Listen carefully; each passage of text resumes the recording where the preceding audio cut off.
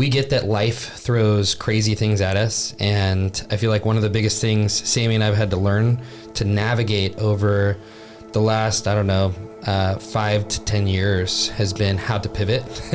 And when tragedy hits, when losses hit, good things, bad things, like things that cause you to have to change, there's almost like a resilience that we need to learn how to have.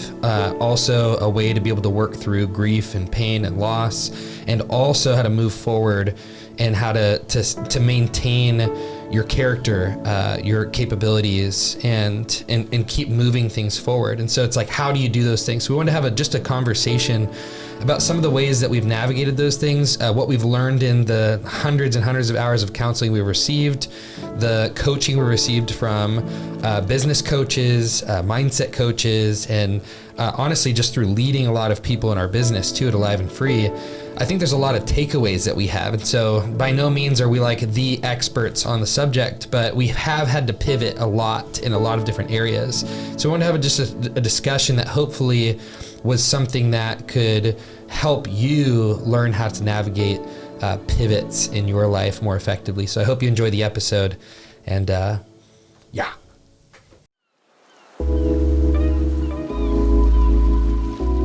Yeah, so we wanted to talk about pivoting today. I think we are experts at pivoting. Did you remember that Friends episode though? No. Where Ross was there, they were like moving furniture into the house. They're going around this like bend with the staircase, and he's like, pivot, pivot. And they're like, stop saying pivot, Ross. And he's like, pivot.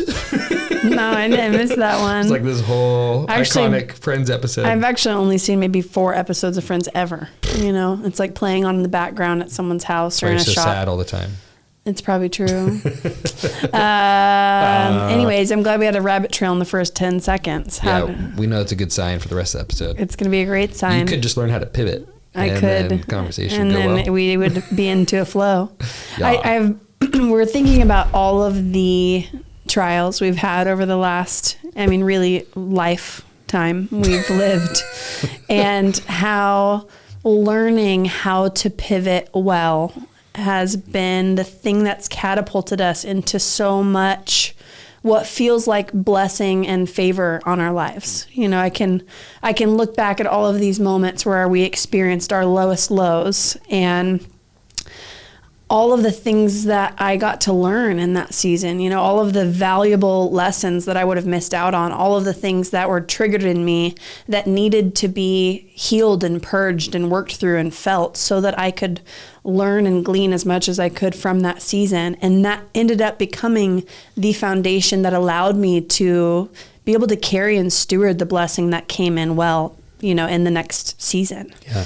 And I look back at all of our hard seasons too. I think just in our marriage, if I look back at all of our hard seasons in marriage and the ones we've gone through in business, they've been some of the most precious, sacred, most intimate times in our connection. But I also look at my intimacy with God in those times.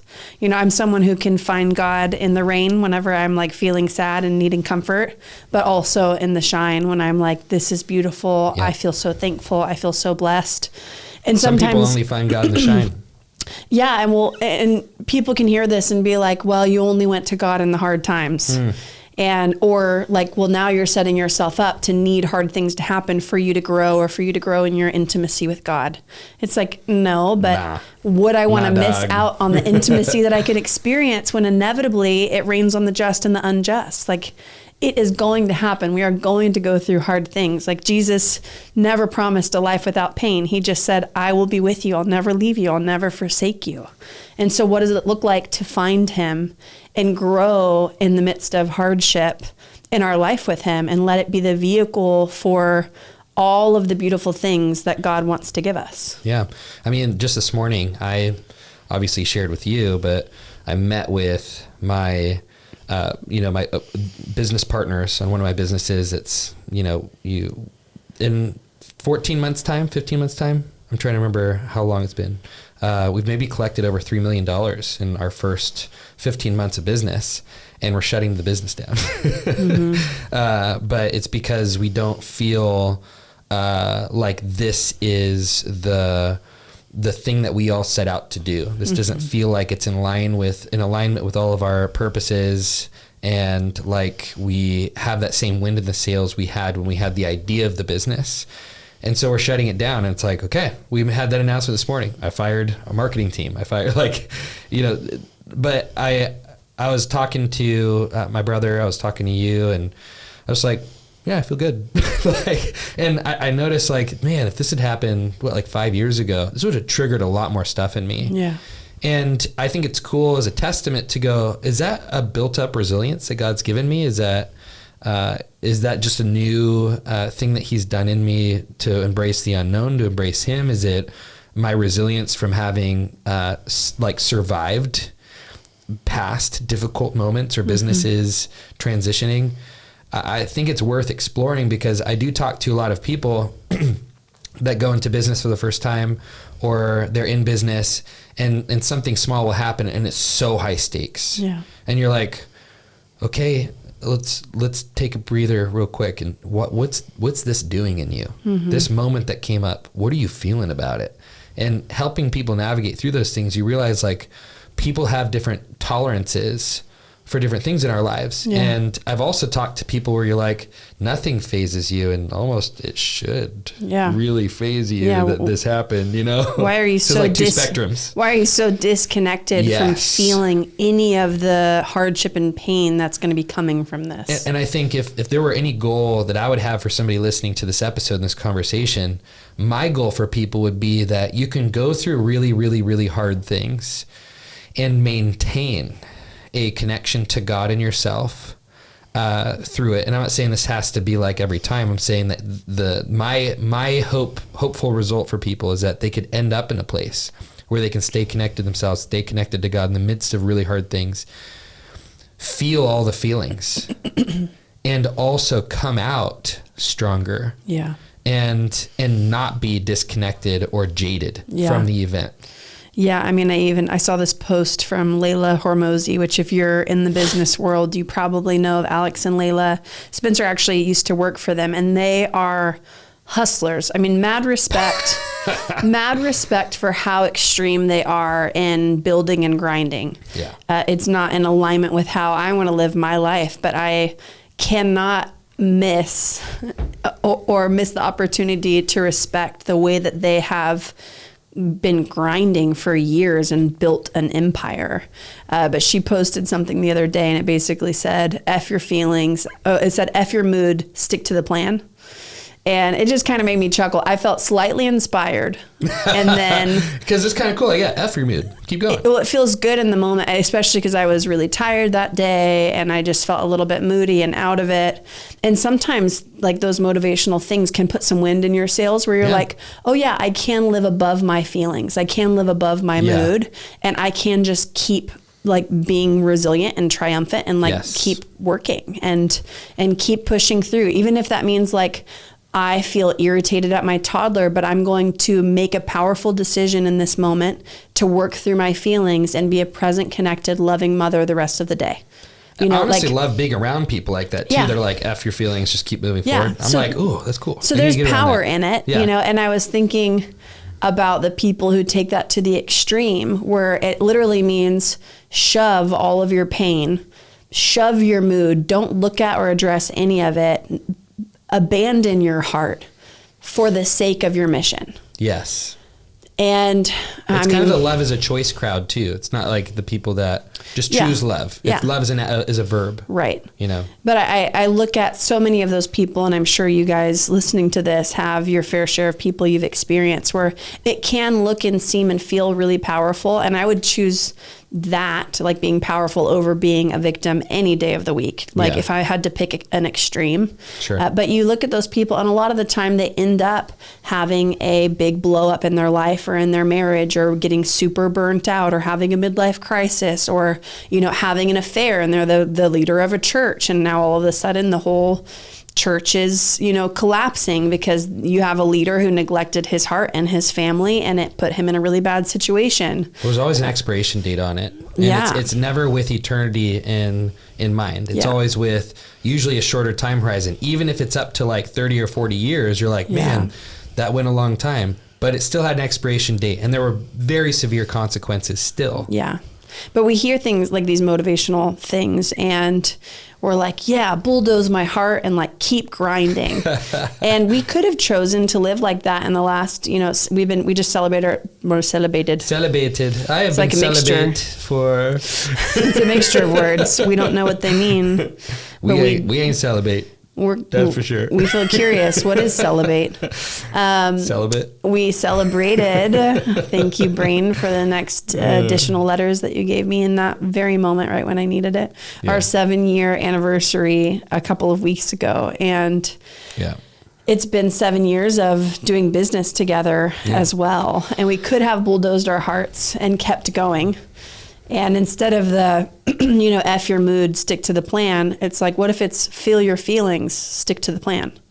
It's a really simple shift where instead of abandoning my own heart and sweeping everything under the rug for the sake of success and accomplishing my vision, what if I actually create space and room to process through what's happening in me so that it's not dictating my life and my mood for, one way or the other, Well, take this as an analogy. You just got in a car accident. You're shook up. You're in shock. You're feeling all sorts of crazy things. Okay, just get back in the car and start driving. It's like nobody would say that. Nobody would ever tell somebody in good conscience to go do something like that. Because like you're not going to be safe behind the wheel of a car. Yeah. And I think there's more power in execution with regulation. Yes. Right? So if you are triggered, you're not going to be effective in the things that you want to do, whether it's leadership, relationship, administrations, just like carrying out small tasks. You're not carrying your full brain.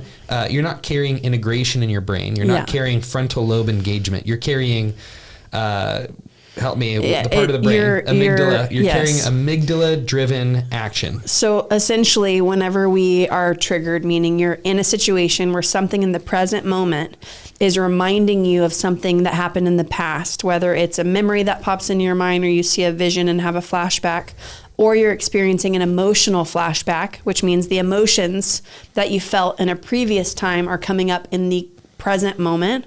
In that moment, when you're experiencing a trigger or flashback, your amygdala gets hijacked and you actually cannot access what is coined as like your upstairs brain, your adult brain that's mature and can process with logic and reasoning. Yeah. So you're actually making decisions as if you were a reactive kid. Your amygdala is pulling on the impulsive reaction from the last time you survived something that reminded you of. Yeah. So it's like... You're going to have a reactive impulse. Okay, you ask any prison cellmate. They actually do this where they pull like prison cellmates that have violent occurrences that led them to have to be in prison. They've interviewed them. They're like, how long did it take to commit the act that led you to go to prison? Between the moment something happened and your reaction, and it's usually under 10 seconds. That they shot somebody because of an impulse. So it's always impulsive. So they always regretted it afterwards. Most of the time they regret it afterwards. Oh, not always. You're like the cartel. Probably not. But most of them, they regret it because it was such an impulsive thing that they didn't feel control over in the moment. And the reason that they did that is because they were never able to work through the emotions of those previous traumas that led them to build that reaction sequence in the midst of trigger. And that's why it's so important to grieve your emotions, work through things so that you can become regulated. Because if you notice, the greatest leaders, the greatest people in relationship, they are regulated when they make decisions. They are regulated when they engage in relational dynamics.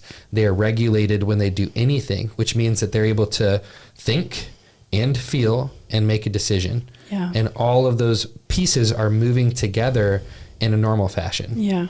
And this is a really powerful tool if you look at when you're in conflict in marriage. Do you think the moment that something just happened, when all of your, shit hit the roof, for lack of a better way to say it, do you think that in that moment is the best time to walk through everything with your spouse? If you have a bunch of pain and anger towards your spouse, Probably not. You are probably going to be throwing grenades back and forth at each other because you're in a triggered state. It's often best to take a little time and space to regulate and to get connected and work through some of the big pain so that you can come together and not share things that you regret. Yeah. You know, same thing in parenting. If Wilder does something that's really triggering for me, I'm typically needing to take space so that I can take a little break so I can parent from a place of being regulated and connected and recognizing that this is a 2-year-old, you know, not an adult who just came up behind me and grabbed my hair and decided to jump in the air as high as he could and then launch back down onto the ground. Like, and there's boundaries around this process too. Like, you don't leave a wailing child on the ground while you take some space, and, you know, it's like, no, there's boundaries around the way that you do it. There's always really healthy ways to do all of this. Yes. Where you're not just like, okay, peace out from the marriage. I'll see you in 2 months while I figure this out. And I'll be in Fiji. Exactly. Getting my self-care on, which is what I used to try to do. Yeah. I used to try to run so fast. Yeah, you would book flights. No, I wouldn't actually book them. I would shop. Well, because you knew that if you did book them, you'd be in big trouble. And yeah, right. I'm just kidding. Yeah. Anyways, there's a healthy way to practice the way that you are regulating yourself, but essentially this is a tool that will transform the way you do relationship and business. Yeah. And I think this tool has radically transformed the way that we have made decisions in our life. And it has really allowed us to constantly be pivoting and making adjustments and having resilience and still have joy and peace and hope along the way. Like Spencer said it himself, but you rewind 5 years ago, and if he shut a business down this morning, which he did, he would be spiraling. He would not do this podcast right now. He'd lock himself in the room and he would do as much work as he possibly could for as long as he could to figure out how to take care of us and figure out how to solve the problem. And then he'd be feeling like he was a failure and like he wasn't enough. And it'd be a big mess for probably a couple of weeks until you could regulate and recognize what was happening. Or I would succeed and make it a badge of honor of like, I can lock myself in a room and work and I don't care. Yeah. You know, it's like one of those like, I'm better than you because I can work my tail off kind of feelings. And like, just to like put this into a spiritual context too, how beautiful is it that the Jewish community had expected the Messiah to come and overthrow the Roman, you know, government and save them and make and establish their kingdom amidst the Roman Empire, and like the, you know, that's what they thought. It's like, no, this can't be our Messiah because he's saying this is going to happen internally, like inside of us. And it's so beautiful that he was like, Jesus came going, no, like I didn't come with, what do you say? I didn't come with peace, but I came with a sword. Is that right? Yeah, it sounds right. Is that how the scripture went? I'm glad I'm making this great point right now. We're going to stone you if you don't quote it accurately. Yeah, I have to. I know it's the Bible trauma in my life. But I think it was so beautiful that they came expecting that, and he came in going, no, I'm going to take salvation. I'm going to put it inside of you. Yeah. And so persecution will come and suffering will come, but it's not going to shake you. And you actually have a capacity to still exude peace and light to everywhere you go, no matter what happens to you circumstantially or externally. And still he said, all these things will be added to you if you seek first the kingdom and his righteousness. So, but he was like, but those things won't own you. There's so much in what Jesus came to deliver us from, which was our ability to be taken out by external things. Yeah. And how cool is that? Another way to say that is to be defeated. To be defeated. Whenever you faced hardship. Right. And I hear stories of martyrs that, it's like Stephen the martyr, he's being stoned and he literally says, I see the son of God, and he's having this open vision of Jesus in heaven while he's being stoned to death. And he ends up in God's glory just a moment later. Like while he's being stoned to death, he's still in this moment experiencing God, unaffected by what's happening around him. So and they've talked about martyrs that have been dipped in like vats of burning oil, and they came out still preaching and still singing, and it's just like, what else can give you that? Yeah. What else can provide that? And I was talking to this guy on our trip to Florida, who's a successful multiple 8-figure business owner, and his business has been going through really hard stuff. And he's like, yeah, so my faith has been pretty affected, by it. And I'm like, your faith is affected by it. And it just was occurring to me, like, his whole faith is being like shipwrecked because of these negative things happening in his business. And I'm like, 8 figures, it doesn't matter. The business doesn't matter. Like, at the end of the day, there was this, I was having this meeting with this financial advisor friend of mine that works with families of a $200 to $800 million net worth. And I know we've had this conversation multiple times, but he's like, I've been just, he was telling me this. He's like, I just had this scripture that kept hitting me, and I can't remember where it was, but it was about this king that went to another king for wisdom on how to conduct himself and how to find success in all these different areas. And the Lord came to him and said, you sought wisdom from this king when I am the author and creator of all wisdom. And I just was like, oh my gosh, we do this all the time, where we're seeking our redemption, our salvation, our wisdom, our results from anywhere else externally except for God. And God lives in here. And it's so scary to just go internally to here, to where Jesus lives, and find our peace and our rest there. We want to find it everywhere else. But what's so crazy is, as we do, our ability to affect the external grows and enlarges so much. Our ability to be regulated and show up in relationship, how Jesus was sleeping in a storm, and when he woke up, brought the same rest he felt internally to the external, where the storm was happening. And the only way he could do that is because the storm didn't affect him. And so he brought what was inside of him to the outside. And the disciples didn't have that on the inside, so they couldn't bring it to the outside. And I think that's the coolest thing about facing hard things, is every time it's a test that is giving us a new opportunity to learn how to engage in faithful worship of God, in regulation internally, and to learn how to pivot as a result of having found our source. And I think it's so hard.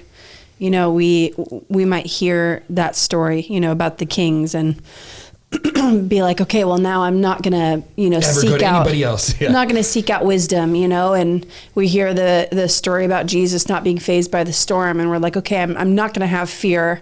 I'm just going to choose to sleep through the storm. And we kind of like pendulum swing. Even we hear the Layla Hormozi quote, we pendulum swing. We get inspired by these new things, and we go from extreme to extreme.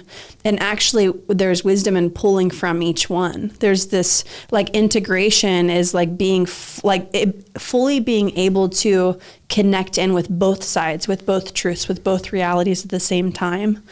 And I think even breaking all of what Spencer just talked about down, I think it really looks like, okay, what is this bringing up in me? Because we're not Jesus, right? We do get affected by the storm most of the time. You might have a moment like Spencer today where you're like, wow, I actually feel so regulated after that breakup. I feel so regulated after losing everything. I feel total peace about losing my house right now, and I can't explain it. I think that is the fruit of maturity. And we will find pockets where we experience the victory and relief of all the work we've put in the years before. And we see this growth that happens in us, and it allows us to be catapulted into the next thing. And then you have seasons. If I look back to, 8 months ago, we were about 8 months into trying to conceive, and we couldn't, and it felt really painful. And there were many moments where I felt, I can't think back to when I fully felt hopeless, but it felt scary, the idea that we might not ever be able to have another baby. And I felt powerless with well, what's wrong with our bodies? And is there something happening? And what can I do?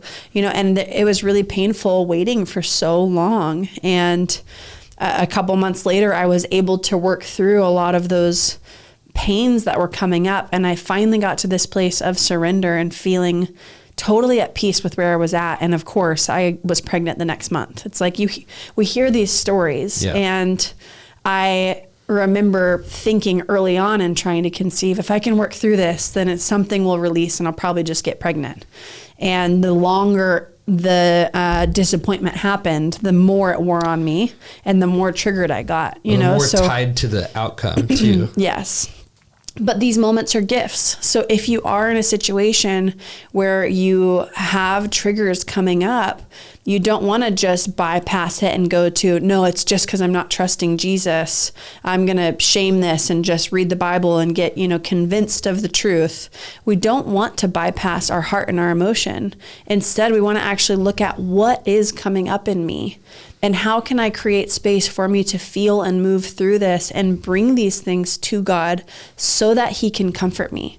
Like, what does it look like for me to be the disciple on the boat that's sharing my pain with him and bringing it to Jesus so that he can disciple me and mentor me and love me and lead me through that moment so that the next time we're in the storm, it's not so scary. Yeah. You know, like that is a beautiful walk of intimacy with Jesus that helps us get integrated over time. Okay, so real quick, just wanted to take a quick second to say that if you're tired of feeling stuck in sadness, disconnect, or feeling powerless to relationship triggers. Maybe you just feel swirly internally and you don't fully feel powerful to work through your emotions, and you really want to be more connected to yourself and to God.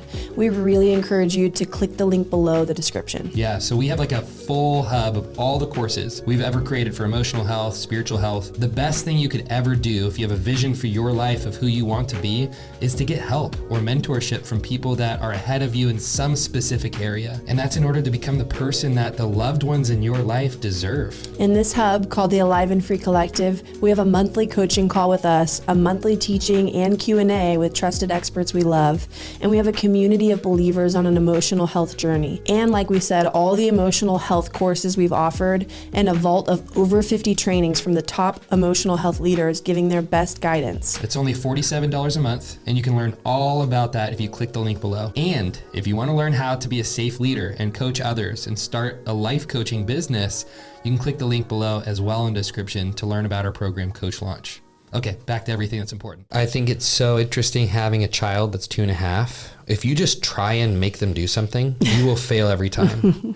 It's not until you actually get eye to eye with them and hug them and help them regulate that you can actually get a connected response from them. You have to connect. Yes. If you want to get the thing accomplished. Unless you want kids that fear you. Yes. And then now they're doing things based on fear of punishment versus, it's like, and it looks good, behavior's there, but you are not establishing a secure attachment. So when they start entering into their own autonomy and independence, guess what? Their resentment towards you is going to create a separation and a rift. And you're going to go, why is my teenager doing all this stuff and never invites me in and I have no control? Yeah. Oh, it's because you actually have sown seeds of fear your entire relationship and never built or invested in a secure attachment and helped them regulate and make decisions from their own integrated brain. Yeah. And that's a part of the responsibility we're going to have to learn how to take as parents without shame. Yeah. But I was even like, we had a client the other day in our life coaching program, and you know, one of the things we were talking about is like, you know, you're gonna have to learn not to shame yourself when things happen. And this particular gentleman who I loved his response, I loved his humility, his authenticity. He's like, I mean, and he was talking about, you know, all this mess he made in a relationship. And he's like, I mean, with all due respect, you know, like I needed my butt kicked to be able to like change. And that actually led to me experiencing change. And he's like, what about Paul, who was, you know, knocked off his horse or donkey, whatever it was. He was knocked off of his horse and he had that encounter with Jesus where Jesus said, you know, stop persecuting. This is Jesus whom you've been persecuting. And Paul had that encounter where he realized, oh my gosh, I've been persecuting God by killing Christians and taking his people out. And he's like, he needed to be knocked off his animal. And it's like, he's like, so why would I not want that or encourage that or keep entering into that? And I was like, okay. And we had this discussion. And as we kind of took a look at it more and more, Jesus really only did that with the religious and with people that had pride that had hardened their hearts, where they couldn't hear him. And so they did need a kick in the butt. Why? Because and this is part of my own beliefs, is God enters into the language that we can hear at the time. And so sometimes we're like, in our pride, all we can be affected by is God actually like doing something like that. And the religious, every time he rebuked the Pharisees, it was protecting somebody that was hungry for him in his spirit and for him to show up for them. And they were intervening and interrupting it in their religion. And so he would rebuke them, and he would he would make sure that the innocent were protected and the hungry were protected. And there is like, even you brought this up, it's better that a millstone is tied around your neck and you cast into the ocean than to lead one of these little ones astray. To ever lead one of these little ones astray. He was defending the little children that had come up to Jesus, the disciples were pushing away. And he was so aggressive about his desire for them to come to him that he was making threats to them. Not threats, but like, this is so important to me that it's better that you go through something like that than ever cause something like this to end. And we're starting to get a picture of God's heart. It's like, no, we partner with shame in those moments. We're like, I needed a kick to the butt, to get free from that. And it's like, yes, you did maybe, but you also didn't need shame or condemnation. And Jesus never used that to help people. He did knock people on their butt, but it was always to help them step into an encounter of love with him. And we skip that and bypass it to rush to behaviorism. Let's get the behavior right. This worked. So now I'm addicted to shame because it helps my behaviors get right. But if you look at the cycles that drug addicts and any type of addict goes through, they enter into shame. Their shame causes them to need comfort. Then they go to that counterfeit source of comfort, which is drugs again, and they loop again to the cycle. And so people think, well, in their religion, they think, well, if I just stop the behavior, I'll never feel shame again. But what Jesus came to do is to display love in the midst of our greatest shame, our worst, the woman caught in adultery, to bring love into that so that shame was dealt with, condemnation was dealt with, and therefore we don't need to enter into counterfeits for love and comfort anymore ever again, because we want to run back to the source that gave us love in our worst. And that's the power of the gospel, and we miss it all the time. And I think too, based on the way that we were parented or not parented, like where there was neglect that was happening, we view God through the lens of our earthly parents. And so, for this client, for example, he probably had a dad that was either absent or shaming and punishing. So I was like, you believe that you need to be treated that way in order to learn. But what if you had a father that was loving and present and came and put your arm around you and helped you understand this isn't who you are? And the way that you're treating your wife is going to create division and separation, and your behaviors, they do need to change, but it's just happening because you don't know who you are and you don't know how loved you are. Like, what if you were so loved and led and fathered well that your eyes were opened and you got the point? And what if it filled in those deficits that were driving you into those addictions in the first place? Then you'd be like, man, this is so much better than the high that I could ever get from drugs and trying to escape my pain. Now I'm getting the love and comfort, which is what I was looking for the entire time. And you could see in his eyes like, oh yeah, I haven't actually thought about that. But we were getting to teach this really beautiful, profound yet simple concept to our coaches of what it looks like to get to be a coach who helps dismantle shame in people's lives and teaches them how to be powerful in navigating through it so that they are no longer needing to go to those other things. And then you don't have to white knuckle it. You don't have to behavior modify. You're not constantly putting a Band-Aid on a wound. You're able to actually properly heal and get your heart the thing that it needed in the first place. Well, imagine Jesus walked up to the woman caught in adultery, and here are these, these Jewish leaders or Pharisees that grabbed the woman who was caught in adultery. How did they find her? Maybe they set her up. Maybe one of them was doing it. Who knows? That's some of the theological speculation, is that they set her up to do it so that they could catch him in. So she was just a pawn in their manipulative scheme. So anyways, she was thrown into the town square. They grabbed their stones. They're ready to stone her. Hey, scripture law of Moses says that she's to be stoned to death. What do you say? Trying to catch him in, some hypocritical moment or something and prove that he's not who he says he is.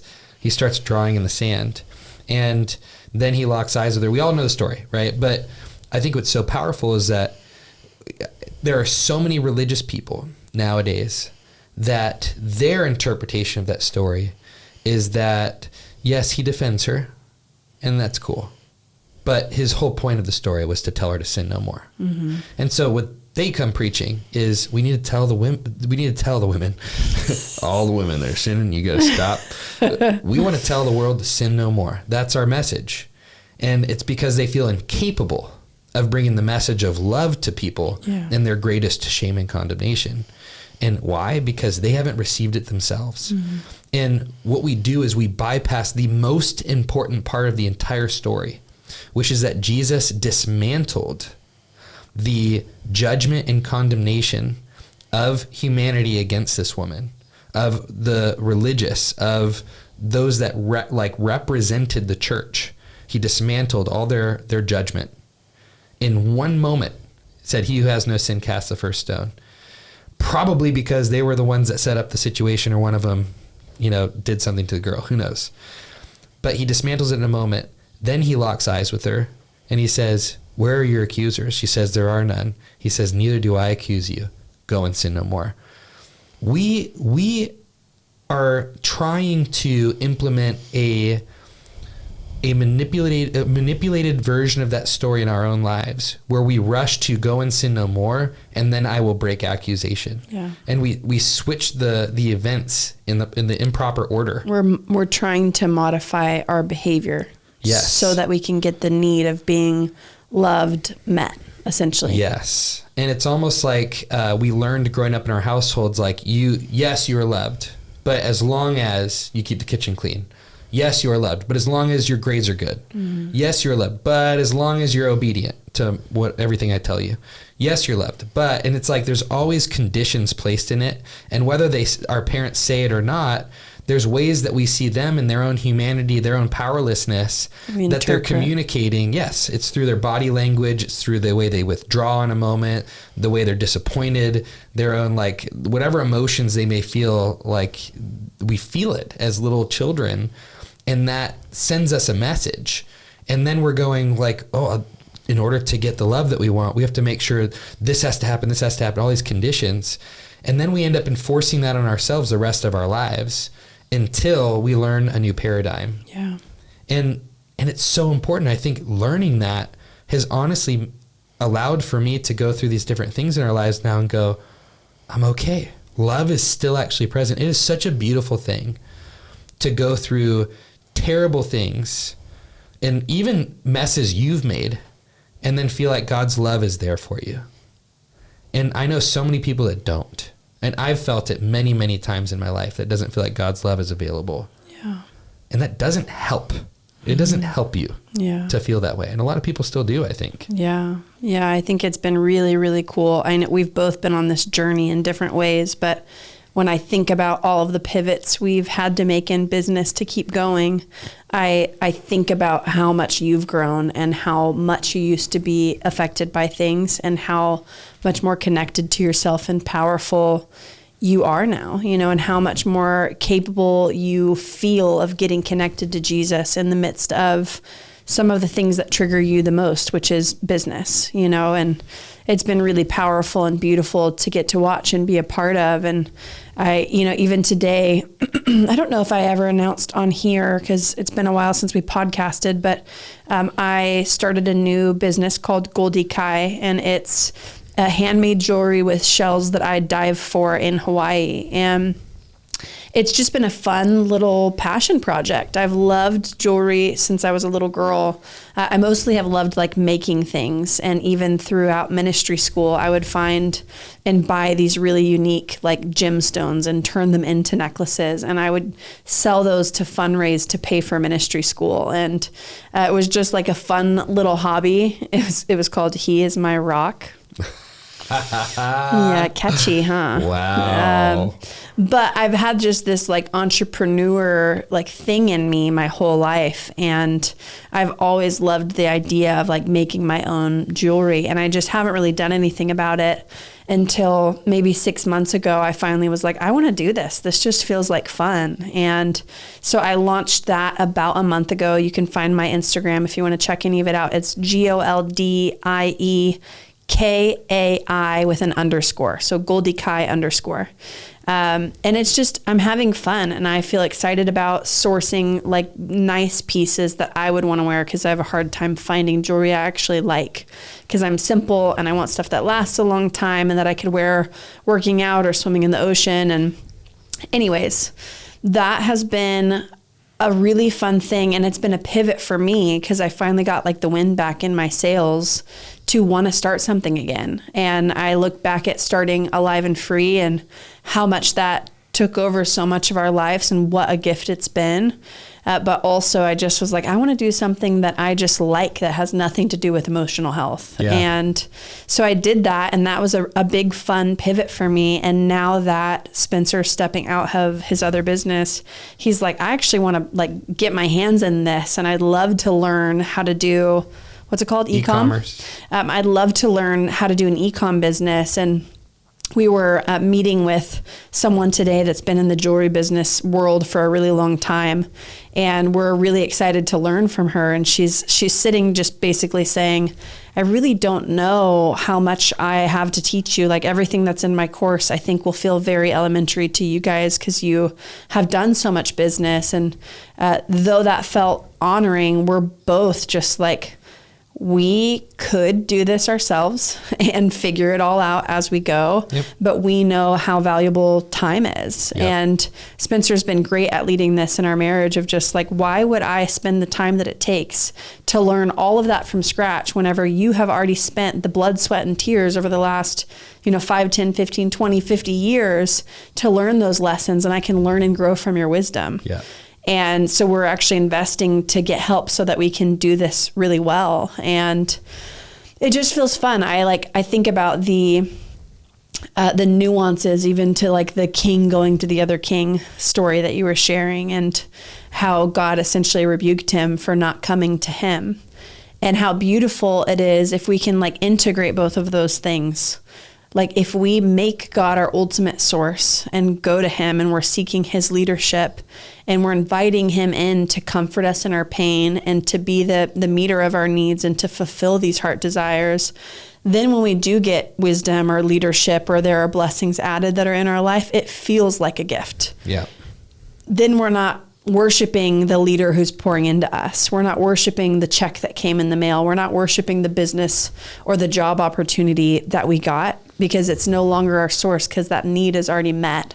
Yeah. That heart desire is already fulfilled. And then it's almost like once your cup is full, the right things come into place. It's like once you're in alignment, it kind of feels like, oh, this connection just happened. Wow, this opportunity just came in. Oh, this, even whenever we had, what's his name? Jim Baker. Jim Baker, thank you. John Baker. John Jacob Jingleheimer Schmidt. If you go a few podcast episodes back, we did a series about money, and we did a partnership with Jim Baker. And I knew right when we started his course, it's called Wealth with God, and he teaches you like the heart posture and the nature of God and how to steward money, but then gives you all of these crazy financial savings, getting out of debt, investment strategies as well. And he is brilliant and just has so much wisdom and has been on such a beautiful journey. And I knew and just had this gut feeling, once we start going through his course and we learn and grow in wisdom, I truly believe that it will create the foundation to be able to carry and steward the blessing that God has for us. Yeah. And if you guys didn't hear, we had been waiting on money from the IRS for 16 months, 18 months. It's like way overdue. And we got into a big, crazy financial situation because we were waiting on that money and expecting it to come in, and it didn't. And it put us in a financial bind. Yeah. And I just had a feeling as we actually lean into learning from him, I think we're going to have the wisdom that's going to allow us to steward that money well. And I truly believe the funds will be released once that happens. And what do you know, like literally within the month of leaning into that course, like 2 weeks. Yeah, you're right. Within 2 weeks of leaning into it, this huge check comes in the mail, it's like and six-figure check, and it's just the first check out of multiple, and it solved the smallest of multiple. Yeah, and it solved so many problems for us in such a short amount of time. You know, money can't solve your problems, but it does solve your money problems. Yes. So it doesn't make you happy, but you can pay for things that will bring joy into your life. You know, so it won't make you happy, but I would choose to be sad with money rather than sad without money. Yeah. But we were able to relieve a lot of pressure and pay off a lot of debts, which was our first priority. But I look at that and it just felt like God blessed our decision to lean into someone else's wisdom and trust leadership in that moment. And I'm sure God could have done that all on his own, but I love the way he moved through that. So I don't know. I think today I want to wrap up, but I think today it was just on my heart thinking about how many times we've pivoted and some of the things that helped us pivot really, really well, and some of the things that helped prepare our hearts to carry the blessing and the favor and God's hand that it feels like is on our life in all of these moments. And I think it really is such this nuanced journey of leaning into him and seeking wisdom and seeking leadership. And I wanted to invite you guys into some of that process because life is so full of up and downs. And I think that is what really helps us become the people that God has designed us to be. I don't personally want my life to just be smooth sailing, every need is met, we're playing it safe, we're fully satisfied. I want adventure with God. I want whatever is going to refine me and shape me and sculpt me into the woman that God has designed me to be. Yes. Well, if I think about my priorities of what I want to give to, or what I want my child to have, what I want Wilder to have, I want him to become a great man. I want him to feel and know that he is loved, and I want to lavishly bless him in that order. But I don't want the blessings that I lavish upon him, like what I give him as a father, to decrease the primary two. Yeah.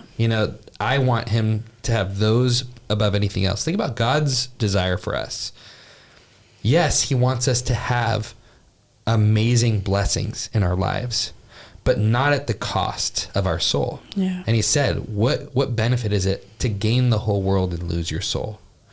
If you lose your soul, are no longer connected to those things. Mm-hmm. They're not even a benefit. You just need more. And it is an all-consuming like fire. You just constantly need more. You're a vacuum for more. Like the spirit of mammon is something that drives you into being led by the desire for more and more money, and it drives you into greed.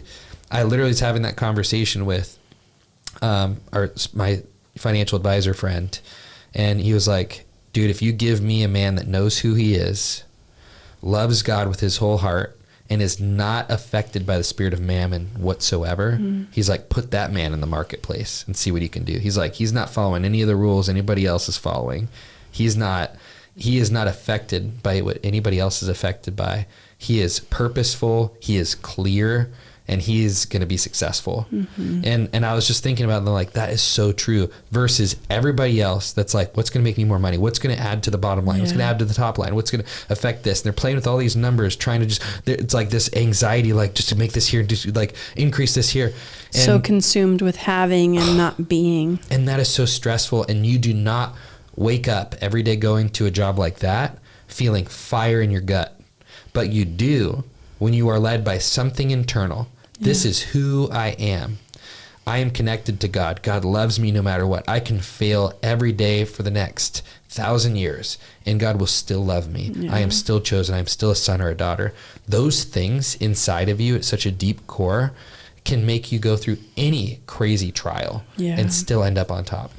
Yeah, and I just want to remind you guys too, if you are in a hard season or you have gone through whatever type of loss, sometimes a plant needs to be pruned in order for it to actually grow and bear fruit. Yeah. And I don't know if any of you are gardeners out there or have witnessed it, but I look at some of the things that I've planted in my yard, and they get tall and big and scraggly and don't produce the way that I hope they will until I've cut it back all of the way. And then it turns into this beautiful plant and it's producing fruit. And like even your lilikoi plant, when you started pruning that thing, I was like, it's naked. Like, what did you do to it? I thought you literally killed our like lilikoi vine, which is passion fruit. And and I was like, wait, all of a sudden there's all this beautiful passion fruit at the end of it. And I was like, what? It took How off. did that happen? It's like, it looks dead. Then like this luscious, it's so awesome. It's crazy though. There's something that translates from the natural, to the spiritual and the kingdom realm, where sometimes we feel like life is barren and we're experiencing loss, and we, went through hardship and things don't look as fruitful as we thought that they would. And God's this loving gardener that wanted to come in and prune everything back and prune relationships out of your life and get rid of unnecessary things so that you could produce fruit and so that you could actually multiply and live in this state of abundance. And sometimes that's what we're walking through. And if you can lean into the gardener and trust him in the process and find his heart and his nature and be transformed by his love in that season, how much sweeter is it going to be whenever you are standing in the blessing and in the abundance? And I think it's truly the essence of pivoting well is intimacy with God in the midst of it, and pursuing leadership and growth and wisdom from the people around you. If God is highlighting sources or people in your life that you can learn and grow from, I don't think we're designed to do this on our own. So I hope that this blesses you guys. It's definitely been something in our life that has been such a gift to us and has helped us move through a lot of hard times. So we love you. We are sending blessings and prayers your way. And as always, if you are interested in any of our resources, you can check out in the description below and find links to our programs. If you feel called to lead and you are someone that people come to and you notice that you come alive when you're leading or helping or serving others, and you want to learn how to coach and create a business out of it or a ministry out of it, then you can check out our Coach Launch program. That is where we personally have the honor of running with other leaders and teaching them some of our coaching methods and some of the practical ways to turn that into a business. And if this blessed you and it impacted you, then please share it with a friend, share it on social media, link us, tag us, leave a rating and review. It blesses us so much when you do that. Yep, that's it. See you guys on the next one. Peace. Bye.